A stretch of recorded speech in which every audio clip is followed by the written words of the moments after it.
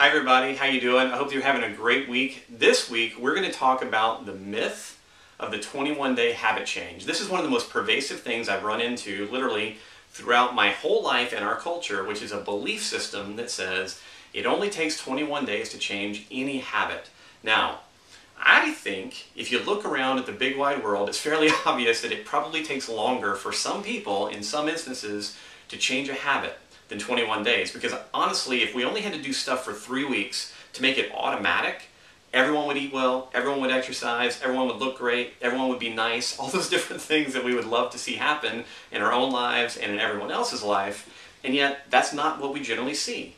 And so there's got to be something a little bit wrong with that idea, because let's face it, 21 days, most of us can stick that out. Now, modern research has been looking at this, and they go, all right, so where did this originate? And the fact is, this 21-day idea originated most likely with a gentleman named Maxwell Maltz years ago in a book that he wrote, and it's kind of been spoken almost as gospel ever since. Well, modern research is showing us that no, that only works sometimes. So here's the deal. If you're trying to change something really simple in your life, for instance, you get up and you go, you know what, before I eat breakfast, I want to drink a glass of water. So maybe I'm a little bit more full and maybe I'll eat a little less for breakfast. That's a common thing a lot of people talk to me about. In most cases, if you can every day set a reminder, some kind of system in place, like we've talked about in previous blogs, set a system in place to remind you to drink that water in about 3 weeks, 20 days, 21 days, it's highly likely that will become fairly automatic because it's such a simple thing to do. However, that only applies to exceptionally simple habits. If you start thinking about something more complex, like, hey, I want to start working out, there's a lot that goes into that. You've got to figure out where, when, with whom, what kind of exercise. And so one of the challenges that we see is that people think that they're failing all the time to install good habits in their lives because it's not happening, and in 3 weeks they're like, oh, I quit. Every January we see people doing that. They make their New Year's resolution, they buy a gym membership, and usually by the end of January, mid-February, they're done.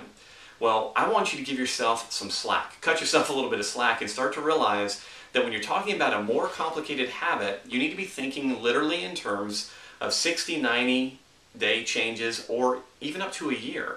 Some of the research is showing us that the more complicated the habit, really around the 90-day mark, we're starting to see a really significant change. But again, depending on how significant it is and how addictive the bad habit maybe that you're trying to break was, we could be looking at 200, 250, 365 days before the change begins to feel automatic. And that's really what habits are about, doing good things for ourselves relatively automatically. So we like to say in Z Health that persistence is king. Whenever we talk about motivation, when we talk about change, whenever we work with clients and athletes, we go, listen, we want you to persist, because I don't want you to buy into this myth that, hey, if I just do it for 21 days, I've got it made, because it doesn't normally work that way.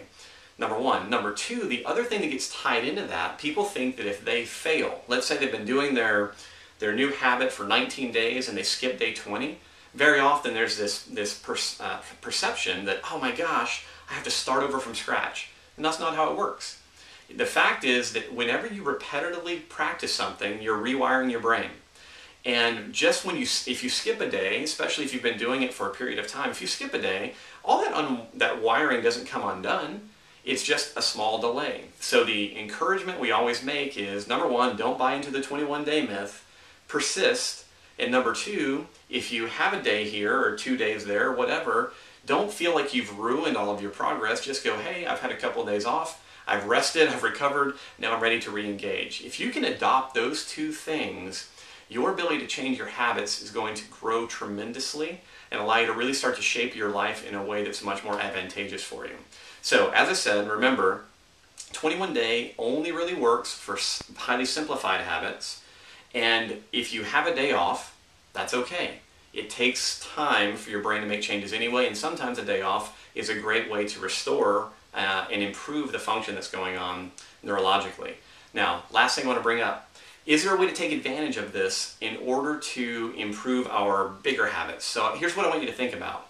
Let's imagine that I'm trying to change how I eat, right? I'm trying to get rid of gluten or whatever, because a lot of people are going on gluten-free diets and other things like that these days.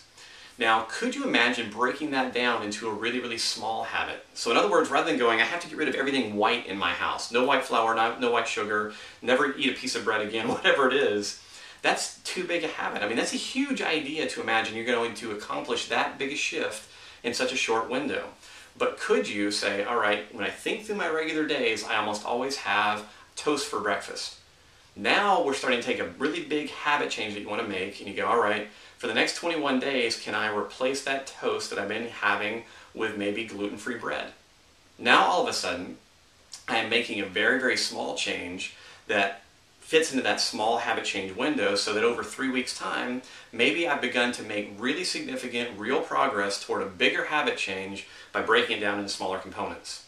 So if you can think about that, that's really the only way that I want you to think about applying that 21-day habit change myth in your own life, all right? Breaking things down, making them simple.